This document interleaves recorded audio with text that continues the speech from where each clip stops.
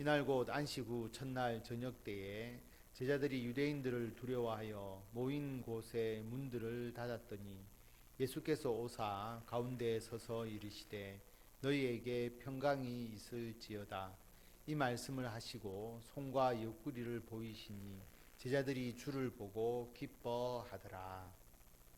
예수님께서 안식 후 첫날, 안식일이 지나고 난 다음 날, 요즘으로 말하면 주일날 저녁 때에 제자들이 모인 곳에 나타나셨습니다. 제자들은 유대인들을 두려워하여서 문을 닫고 있었습니다. 그런데 닫힌 문을 통과하셔서 예수님께서 오셔서 제자들 가운데 서서 너희에게 평강이 있을지어다 라고 제자들에게 평강을 주십니다. 부활하신 예수님의 몸이 지금 우리들의 몸과 다르다는 것을 알 수가 있습니다. 문을 통과하여 오셨다는 것을 사도 요한이 강조하기 위해서 모인 곳에 문을 닫았는데 예수님께서 오셨다라고 말씀을 하십니다. 왜냐하면 부활하신 예수님의 몸은 지금 우리들의 몸처럼 노화가 일어나고 병든 육체가 아니라 부활의 첫 열매로서 우리들도 예수님의 몸처럼 될 것인데 영원한 생명을 가지는 몸이 되는 것입니다. 고린도전서 15장에서는 영의 몸이라고 이야기를 하는데요. 예수님께서 육체가 없이 영으로만 부활하신 게 아닙니다. 손과 발과 그리고 뼈와 살이 있으신 예수 그리스도, 완전한 몸을 가지고 부활하셨는데 그 몸이 이런 몸이 아니라 영원한 생명을 하나님의 나라에서 누릴 완전한 몸으로 부활하신 겁니다. 그런 몸이기 때문에 시공을 초월하여서 예수님께서 다니실 수 있는 것이고 그리고 승천할 수가 있는 것이죠. 지금 예수님의 몸이 문을 통과할 수 없는 몸이라면 승천할 수도 없는 것이고, 그러나 예수님의 부활하신 몸은 지금의 시공을 초월하는 그런 몸이시고요. 그렇기 때문에 지금 하나님 나라, 천국이라고 이야기하는 하나님께 있는 하나님의 나라, 죽어서 우리가 가는 하나님의 나라와 이 땅에서 우리가 살아가는 이 나라가 예수님의 재림으로 하나 되어서 새하늘과 새 땅이 이루어지게 되고 영생이 이루어지게 되는데, 예수님께서 이런 모습을 보이지 않는다면 영원한 하나님의 나라에서 우리가 살 수가 없는 것이죠. 그래서 예수님의 부활은 우리들에게 이처럼 우리도 부활할 것임을 소망하게 해주고 예수님의 재림으로 이루어지는 영원한 하나님의 나라가 성취될 것을 우리들에게 확실히 보여주고 계심을 알 수가 있습니다. 그리고 제자들에게 평강을 주시죠. 제자들은 자신들이 예수님의 제자로서, 예수님은 십자가에 못 박혀서 돌아가셨는데 신성모독으로 그리고 반역죄로 십자가에서 돌아가시지 않았습니까?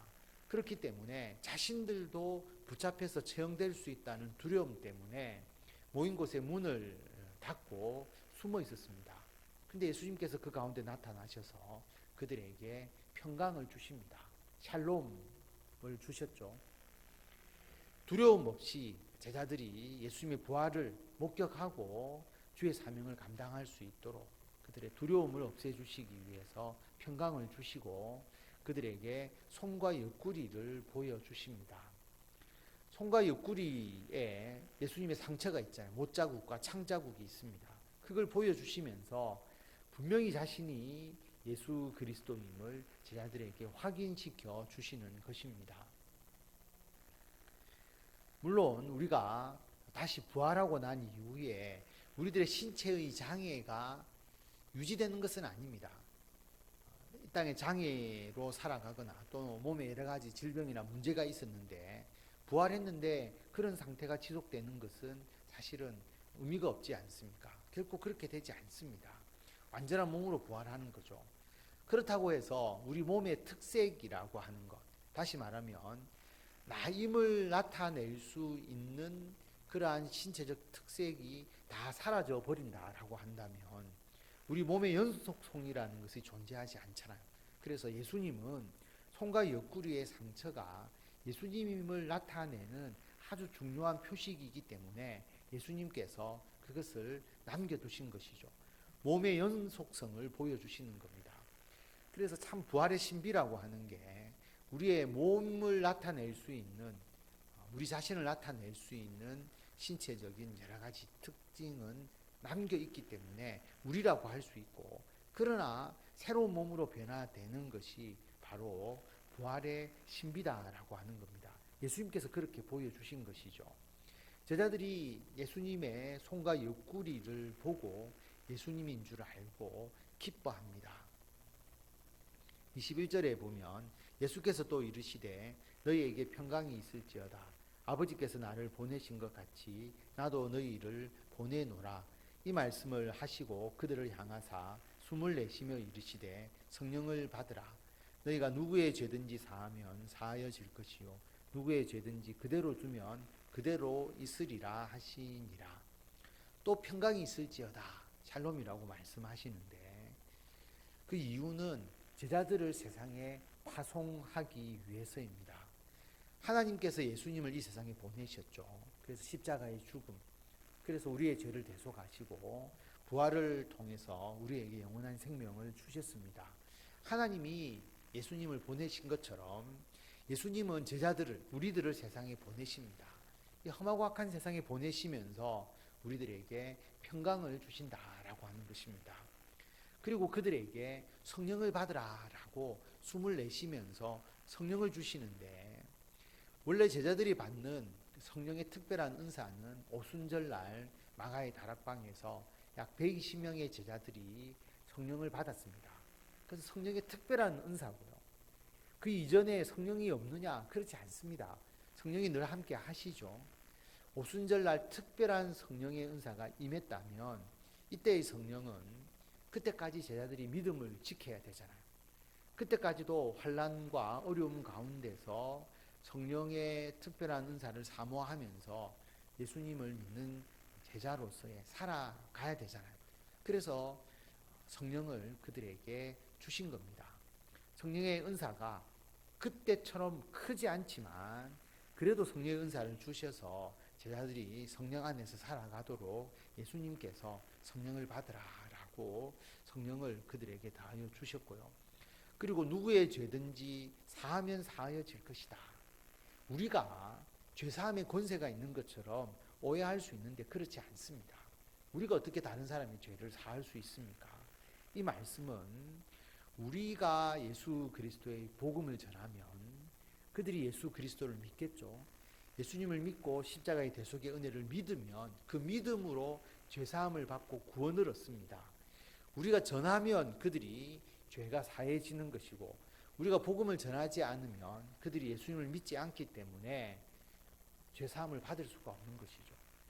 그래서 예수님께서 제자들을 보내시면서 예수 그리스도의 복음을 전하게 하시고 제자들을 통해서 죄사함의 은혜가 모든 사람들에게 임하도록 말씀하신 것입니다. 24절에 보면 12제자 중에 하나로서 디두모라 불리는 도마는 예수께서 오셨을 때에 함께 있지 아니한지라. 도마는 예수님께서 안식 후 첫날 제자들에게 나타나셨을 때 그 자리에 없었습니다. 그래서 다른 제자들이 그에게 이르되 우리가 주를 보았노라 하니 도마가 이르되 내가 그의 손에 못자국을 보며 내 손가락을 그 못자국에 넣으며 내 손을 그 옆구리에 넣어보지 않고는 믿지 아니하겠노라 하니라. 도마가 예수님의 부활을 믿지 못하겠다. 내가 직접 내 손가락을 그 못자국에 넣어보고 내 손을 그 옆구리에 넣어봐서 예수님인 줄 확인해보고 내가 믿겠다라고 말합니다. 도마에게 믿음 없다라고 우리가 책망할 수 있는 게 아니라 우리도 이 정도의 믿음이지 않겠습니까? 분명히 우리도 눈으로 확인하지 않고서 내가 그 사실을 믿겠다라고 말하지 못할 것입니다. 제자들의 그러한 일반적 생각, 그리고 우리의 생각이 도마의 생각과 다를 바 없었을 것임을 우리가 알 수가 있습니다. 그런데 예수님께서 다시 그 도마에게 나타나셔서 도마가 예수님의 부활을 믿도록 해주시죠. 26절에 보면 8해를 지나서 제자들이 다시 집 안에 있을 때에 도마도 함께 있고 문들이 닫혔는데 예수께서 오사 가운데 서서 이르시되 너희에게 평강이 있을지어다 하시고 8해를 지났습니다. 그런데 그 첫날을 계산을 하면 사실상 일주일이 지났다라고 볼 수 있고 안식 후 첫날 주일인데 그 다음 주일에 제자들이 모였을 때 예수님께서 나타나셨다라고 볼 수가 있습니다. 제자들 가운데 서서 너희에게 평강이 있을지어다. 역시 문은 닫혀 있었습니다. 그러나 유대인들을 두려워했다는 내용은 여기에 나와 있지 않죠. 예수님께서 첫 부활로서 그들에게 나타나시고 그리고 성령을 주시고 그래서 그들이 두려움 없이 제자들이 모여 있었음을 우리가 알 수가 있습니다. 그들에게 평강을 주시고 도마에게 말씀을 하시죠. 27절에 보면 도마에게 이르시되 내 손가락을 이리 내밀어 내 손을 보고 내 손을 내밀어 내 옆구리에 넣어 보라. 그리하여 믿음 없는 자가 되지 말고 믿는 자가 되라. 도마를 책망하지 않습니다. 너 왜 믿음 없느냐? 그렇게 이야기하지 아니하시죠. 그리고 손가락으로 내 손에 넣어 보고 손을 내밀어서 내 옆구리에 넣어 보라라고 말합니다. 예수님께서 그것도 믿지 못하고 무조건 믿어야지 그렇게 말씀하셨다면 우리들의 믿음에 큰 혼란이 있었을 것입니다. 의심할 수 있잖아요. 그런데 맹목적으로 믿으라고 말하지 않습니다. 우리들의 영적 분별력이 있어야 하는 것이죠. 무엇이 옳고 그름을 우리가 분별하고 어떤 때는 질문도 가져보고 어떤 때는 의심도 해보고 반론도 제기하고 그렇게 해도 굳건하게 믿을 수 있는 것이 예수 그리스도에 대한 믿음입니다. 왜냐하면 참 진리이기 때문이죠. 예수님이 진리이시기 때문에 아무리 어떠한 반론을 제기를 해도 그 모든 것을 다 진리로서 다 증거하실 수 있고 증명하실 수 있는 것이 예수님이죠. 그렇기 때문에 예수님의 십자가의 부활을 내가 도저히 믿지 못하겠다라고 한 그 도마에게 무조건 믿으라고 하지 아니하시고 너의 손가락으로 내 손에 넣고 너의 손을 내 옆구리에 넣어봐라. 그리고 믿음 없는 자가 되지 말고 믿는 자가 되라고 말씀을 하십니다. 28절에 보면 도마가 대답하여 이르되 나의 주님이시요 나의 하나님이시니이다. 예수께서 이르시되 너는 나를 본 거로 믿느냐? 보지 못하고 믿는 자들은 복되도다 하시니라. 도마가 손가락을 예수님의 손에 넣지 않았습니다. 손을 예수님의 옆구리에 넣지 않았죠. 예수님을 본 것으로 도마는 예수님을 구주로서 고백합니다. 오히려 더 큰 고백을 하죠. 나의 주님이시요 나의 하나님이시다. 단지 하나님의 아들 메시아 예수 그리스도를 더 넘어서서 참 신이신 하나님으로 예수 그리스도를 고백합니다. 주님과 하나님이라는 이 칭호는 우리가 말하는 성부 하나님 외에 다른 사람에게 붙여질 수 없는 것이잖아요. 특히 유대인들에게는 더욱더 그렇지 않습니까? 그런데 부활하신 예수님을 보고 도마는 나의 주님, 나의 하나님이라고 고백을 합니다. 대단한 신앙의 고백이죠. 초대교회의 신앙의 고백이고 지금 우리들의 신앙의 고백이고 전 세계 예수 그리스도를 믿는 성도들의 고백이기도 합니다. 예수님께서 너는 나를 본 거로 믿느냐? 보지 못하고 믿는 자들은 복되다. 제자들은 예수님의 부활을 직접 목격하고 믿었지만 지금 우리들은 예수님의 부활을 보지 못하고 믿는 거잖아요. 제자들의 증언을 통해서 그들의 기록을 통해서 예수님의 부활을 믿는 우리가 훨씬 더 복되다라고 말씀을 하십니다. 30절에 보면 예수께서 제자들 앞에서 이 책에 기록되지 아니한 다른 표적도 많이 행하셨으나 오직 이것을 기록함은 너희로 예수께서 하나님의 아들 그리스도이심을 믿게 하려 함이요 또 너희로 믿고 그 이름을 힘입어 생명을 얻게 하려 함이니라. 예수님께서 많은 표적을 행하셨죠. 그러나 일부만 이 성경에 기록되어 있습니다. 그러나 그것을 기록한 이유가 뭐냐? 31절에 요한복음의 기록 목적이 나와 있습니다.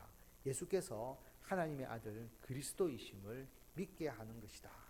또 우리가 믿고 예수님의 이름을 힘입어서 생명을 얻는 것, 영생을 얻는 것이다. 요한복음 내용을 하나도 모른다 해도 31절 이 내용을 이해한다면 요한복음을 다 읽은 것과 마찬가지인 거죠. 이 고백은 지금 우리들의 신앙 고백이고요. 전 세계 예수 그리스도를 믿는 자들의 신앙 고백입니다.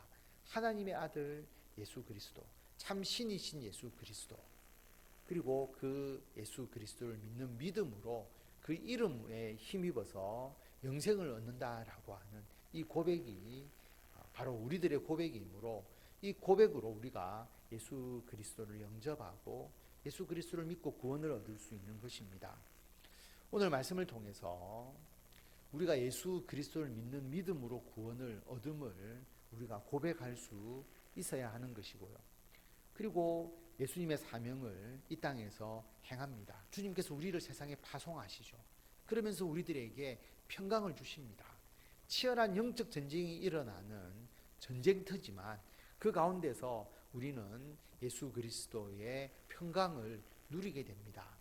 어떤 때는 의심하기도 하고 예수님께 반론을 제기하기도 하지만 예수님은 친히 우리들에게 그 모든 의문을 해결시켜 주시고 예수님만이 참 진리임을 우리들에게 깨달을 수 있도록 삶을 통해서 체험하도록 예수님께서 다 우리들 앞에서 보여주시고 증거해 주십니다. 그래서 우리는 보지 못하고 보지 않고도 예수 그리스도와 예수 그리스도의 역사를 믿는 믿음으로 이 땅에서 살아가고 있습니다. 이 믿음의 승리를 온전히 세상 가운데 선언하시고 우리에게 주어진 주의 사명을 잘 감당하셔서 주님께 주시는 영원한 생명을 누릴 뿐만 아니라 이 땅에 있는 많은 사람들이 예수 그리스도를 통해서 제사함을 받고 구원받을 수 있도록 주의 사명과 역사에 귀한 열매를 맺으시는 성도 여러분들이 다 되시기를 바랍니다.